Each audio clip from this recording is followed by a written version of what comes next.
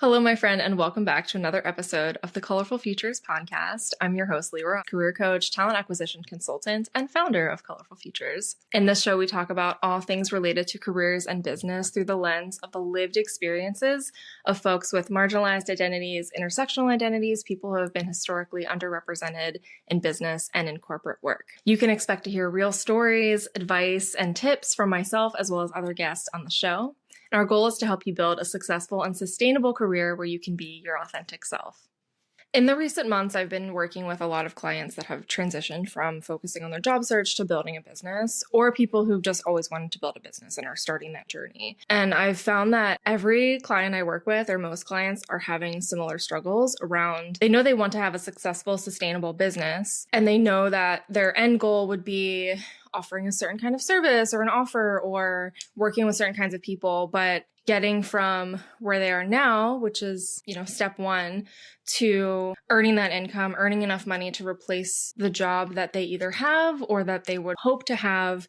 That middle part is very confusing. And what I've seen with the clients I've worked with is they focus on that end result of making sales and earning income and getting that stability, but their business isn't set up. They have all these ideas for marketing, they have ideas for offers, and it's just very unclear as to what that next step is. And of course, we're all ADHDers, so the idea of this sort of linear process doesn't come natural to us at all. So that's what I want to talk through today, is kind of working through those fears, those uncertainties, those insecurities, and how you get from the idea of a business and sort of the kind of concept, the vision of being a business owner to actually having a successful business, making income, making sales, marketing it, and knowing what the fuck you're doing in the process. Lately, I've been working with a lot more clients who are exploring self-employment, who are interested in building businesses. Some of these folks have come to me with the intention of building a business, and many of them have started with looking for a traditional job and being on a job searching journey. And as we work together, it kind of evolves from I want to work for someone else to I want to work for myself, and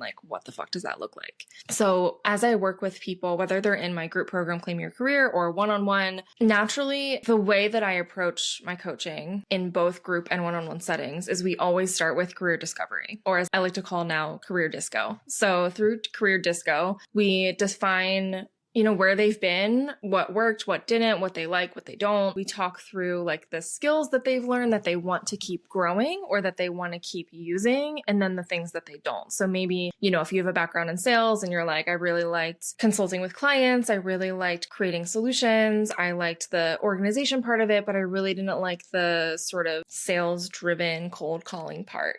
That's important information to know. Or if you're in marketing, getting specific about what things you like. And then I have folks who have worked in one field and they're like, I'm not interested in that at all. And I want to use this kind of skill that I have. I have a client who worked in media and production and they don't want to be in media anymore at all, but they loved the organizational aspect of it, the systems part of it. That comes really naturally to them. So they want to lean into that. And the clients that I work with who are starting in a job search journey, who are coming to me for job search advice, to get a job, to get a traditional job, as we go through their career disco and we define what they like, what they don't, what they want to do, what they don't, oftentimes I'll kind of pick up on little signals that they'll say, I could do this. Maybe I'll freelance, maybe I'll consult, maybe I'll whatever. Or they'll just mention skills that I know can work well for self-employment. And the first question I ask is, have you considered self-employment? Or I'll say, what do you think about self-employment if they've actually said the words? And then we'll talk through, what that means to them, what they're scared about. Is it a finance thing? Is it a stability thing? Most of my clients now, the biggest concern is how do they manage their executive functioning when running a business? How do they still have some sense of team, of community when they're a solopreneur, when they're only working for themselves and they don't have a team? And obviously there are financial concerns too. But what I found, which is actually kind of interesting, and I'm kind of realizing this now, is that that's never the first thing. It's always how do I work with my brain? How do I actually stay accountable to my work? How do I get from this idea to actually earning money? And the actual income, the sales part is sort of secondary. So there's a shift that happens when someone is working through a job search. And especially in this market where finding a job is difficult overall, And then trying to find a job as a neuroqueer person adds another layer to an already difficult process, whether it's because we're worried about masking, we're worried about burnout, we're worried about like, is it going to be a queer friendly environment? Do we put our pronouns on our resume? Do we not? And there's all of these different nuances that we have to consider because we can't just like apply to a job and not think about all of these things because that's just not who we are. And these corporate systems weren't built for us. So we have to literally be thinking about every little detail of the process. Then you add in this job market where it makes it even more difficult to get work. And then you add in the fact that, at least for me and my clients, we don't want to just work for a company that is going to cause more burnout, that is going to be misaligned with our values, that is going to disrespect us. So now you've narrowed down that lens even further. And there's only so much that you can do to find jobs like that, to apply to them, to get the offer. And I found that that's where I'll be, talking with my clients, and they've been applying for months. They've been applying to maybe 100 jobs. They haven't been able to find quite what they want to do. And it seems like a natural step for a neurodivergent person to take, of that sort of very tiny voice in your head that's like, maybe I could just work for myself. And my job as their coach is to walk through the job search process, yes, and like create space for that, make sure they're set up for that. Absolutely. But as soon as I hear that like little voice speak up of like, maybe I'll work for myself, I'm like, no, like speak up, say it louder, speak up. Because there's a statistic that, don't quote me, I don't know the actual numbers. A large amount of neurodivergent people, especially ADHDers, end up working for themselves. A large amount of autistic folks end up working for themselves. I know for me, like I was tired of reporting to like the cis-het white man who would write their company values in a way that sounded really good, but their day-to-day practices went completely against that. And there's only so much of that you can take until you're just like, fuck it. Can I just be focused on my own stuff? Everyone I work with, it's not just a matter of they want to make a business because they want to make money. It's like they want to build a business because they want to help other people, whether that's helping other people through helping them with their workflows and their systems and their processes so that they can avoid burnout in their own work and their businesses. Or it's they want to work in marketing, but they want to market for organizations that are mission driven, organizations that have a movement that they're behind. At least in my experience and my clients, it's never a decision based on just the money. It's a decision based on choosing a quote unquote non-traditional path of self-employment so that they can make a larger impact and more positive impact in the world. And that's something that's really difficult to do when you work for other companies and you have very little power and autonomy when you're working for someone else. Not to say that that's true of every company, but most of them for sure. What I like to do with these folks is recognizing where they're at, where, this was me too. When I first started my business, way before I started Colorful Futures, I had recently started working for the startup. And I remember telling my boss at the time, the recruiting director, like, I asked her, what do you think about like, quote, moonlighting? Can I consult with people on the side? And, it wasn't a problem, but I never did anything with it. But it was that voice of just like, I've seen so much in recruiting. I've seen this opportunity where people are struggling to work within these systems, and I wanted to help them with it. So again, it wasn't about the money. It was, can I help bridge the gap of neurodivergent and queer folks, people of color, non-native English speakers, like anything like that they're struggling with because of their identities, because of the fact that corporate America especially is not made for them in mind. I really wanted to help them navigate that. So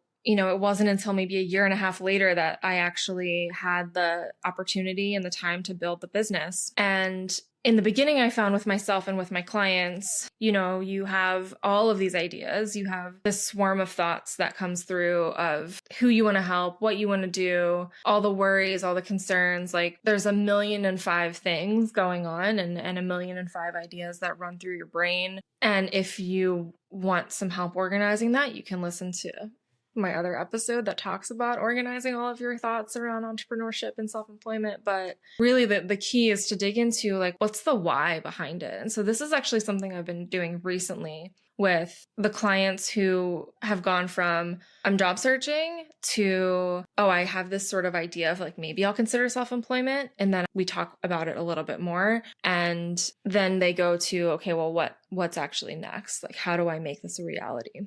Then there's like the in-between of before you even decide, okay, this is what I'm going for. there's the thoughts of, all right, well, maybe I'll balance both. So I have a client right now who was in my Claim Your Career program. Through that program, realized that she wanted to consider self-employment.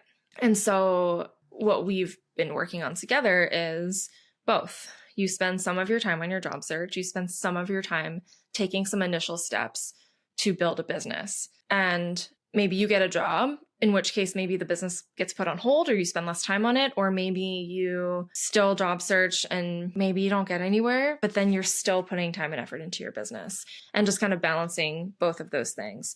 And I think that can be really helpful for folks who are skeptical about self-employment or maybe you're still nervous about it, because you can give yourself the opportunity and the choice to still get a job, to still have that option of what we think of as stability, or even just the thing that we're all taught is like the quote, right thing to do. There's actually been several people I've talked to who have had a struggle of talking with their friends and family and their loved ones about exploring self-employment because, again, like we're told that that's the harder thing to do, or we're told it's not the sustainable thing to do. You know, we're conditioned by our school and by our family and whatever that you should go for stability, that you should go for the full-time job, you should go for the corporate position, and like you just have to do what you have to do to survive. And self-employment is like the riskier choice. And to those people, I say, okay, maybe you think it's riskier. Maybe you think it's not aligned, and that's fine. You can go work a corporate job, but that doesn't mean that's the right thing for me or for my clients or for the people who are considering self-employment. Because the reality is, as I've already said, these corporate workplaces,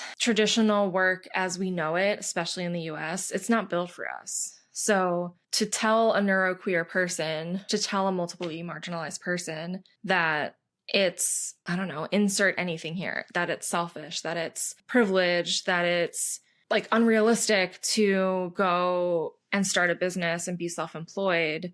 I mean, frankly, it's unrealistic and unsustainable for us to be going through these corporate workplace systems that we burn out in, that we are on this like roller coaster, on this ride of like, you look for a job, you mask the interview, you get the job, you work in it for a while, all while masking, you burn out, you get fired, you get laid off, you quit because of burnout, whatever, and then you start again. And I found that window gets shorter and shorter. So maybe your first job is 4 years, your second one is 3, your next one is a year, until you're like, I need to get off this fucking ride.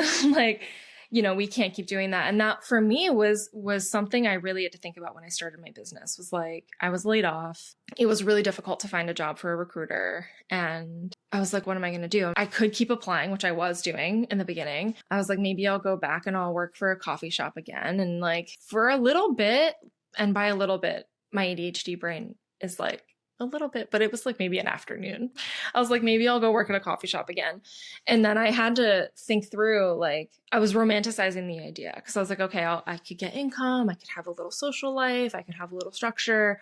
I could get like free coffee and food again, like benefits and all that kind of stuff. And I was like, that all sounds really great. And then I pictured myself in that role. And this is what I encourage my clients to do too. Like, picture yourself in that role. What does that look like? And not just the good parts, but the bad parts too. And when I did this for myself, I pictured myself going through the day and thinking through all the frustrating parts of the day, all the things that I can't control. I would think through how much I'd be underpaid. And it gave me flashbacks to all the jobs I had like that, where I spent half the day pissed off, resenting my team, resenting the customers, like just resenting being in this role that my mind would always go to, like, I could literally be at home right now building my own thing and like having so much more control over it. And it's in that thought exercise of letting myself kind of go through, okay, yeah, like what are the good parts about getting a job and what are the bad parts? Like what has historically happened for me that made me realize, yeah, no, I'm not going to do that. The time I could be spending working at that cafe, I could spend doing my own thing and being so much better off for it.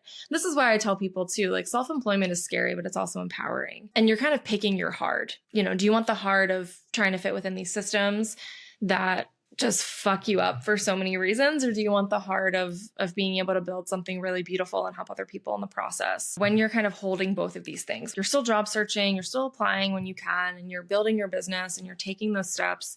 I always encourage folks when they maybe get an interview request or they're applying to a job to think through like what aligns with them. And this also comes back to the career disco process. So, looking back to what values do you find important? What parts of the job are important? What things do you want to avoid? What are things that historically has made it harder for you or that you haven't aligned with? And making sure that the job you're applying for, interviewing for is resonating with all of the goals that you set in that disco process. It's also really interesting. I had a client literally just a few days ago. We had a session and she was like fully focused on self-employment. And by that afternoon, I think it was the same day, got an interview request for a job in media, which she doesn't want to do. And the job sounds pretty cool. Like it's definitely in alignment with the things that she wants to do as a self-employed person. But the first thing I asked was like, how do you feel about that?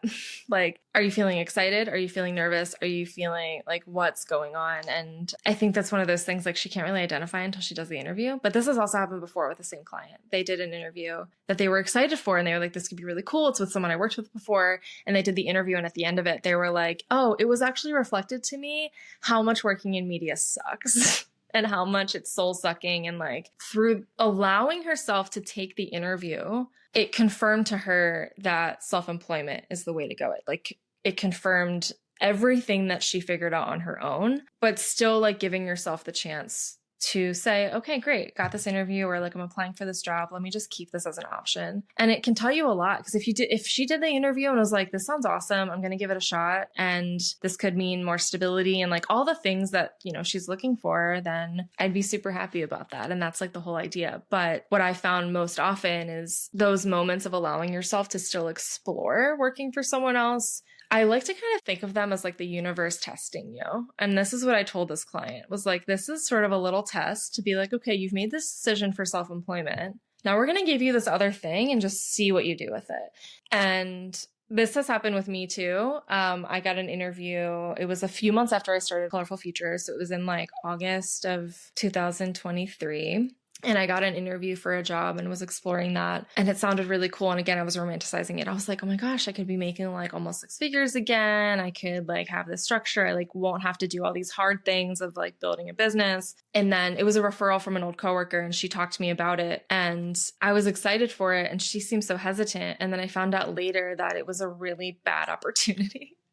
And it would have resulted in me being so burnt out and overworked that I was like, oh, I'm kind of glad that didn't work out, because I would have been back to where I was before, burnt out and exhausted and just like, paying my bills. But this could also be a whole other conversation. But like when I was making good money, but I was burnt out as fuck, that money flew out the fucking window because I was just like spending it on all these things to make myself feel better. All of that to say, when you're considering starting a business and you're still focused on a job search and you're sort of balancing both, is just continuously checking in with yourself of how things feel. Does it energize you? Does it drain you? Are you thinking through the good parts and the realistic parts, especially when it comes to considering an interview, considering a job offer? It can be really easy to latch onto that because of everything we're taught and everything we're conditioned to think about how that's like the stable and secure path. And we want to please people. We want to make our parents proud. We want to make our family proud and like make our friends proud. But what are we sacrificing in the process of that? And, honestly, that's like a conversation to have with your therapist. But that's where I can kind of come in as a coach and just say, okay, like these are thoughts and feelings coming up. Here are the pros and cons. Here's what's energizing you. Here's what's not. It's also my job to reflect that back to you. So when I have clients who are, they're telling me about this job opportunity and then we switch gears and they talk to me about their business, I can literally see like the light enter their eyes again. And I can see them getting excited about it. And I get to reflect that back to them of just like, yeah, your whole energy changed. Like, this is what you're supposed to do. And there's a lot of fear and a lot of uncertainty because most likely you've never done that before. You've never started a business, or maybe you have and it didn't go well. Like for me, I started a business years ago as a wellness coach. Didn't go well. If you're on my email list, you probably got an email about this. But when I started this business again, and it was my second business, it was like, this has to be different. And if you're starting a business for the first time, you want it to go well. And that's where you really need help, whether it's a coach or whether it's just your friends. When I started my business, the first thing I did was just utilize friends of like, I know you don't have a business, but can you look over this resource, and just leaning on your community because you can't do this alone. That's one of the things that comes up a lot of fears with my clients of like, how am I going to make this work for my brain? How am I going to stay accountable? Like, I don't want to be alone. I like having colleagues. I like having community. And you still get to have that. It just looks a lot different than like the teammate who sits next to you in the cubicle. But it instead looks like networking with other entrepreneurs, networking with other creatives, other people who also want to kind of vibe with you and build your businesses together. So I feel like I've talked about like 5 million things there, but all of that to say, it's possible to build a business. It is more than possible to build a business that's successful and sustainable. And the steps that you take to get there are going to be small in the beginning. It's going to require you moving through your fears and not ignoring them because they're valid. They're your feelings, but taking action, even if you're scared, even if you're nervous, even if you're unsure. And just knowing that with every step you take, everything that you do is going to build more confidence in yourself and more trust in yourself that you can actually fucking do this thing. All right, there's my little pep talk for the week. Let me know what resonated with you. DM me on Instagram, email me. Would love to hear from you. And we'll catch you next week.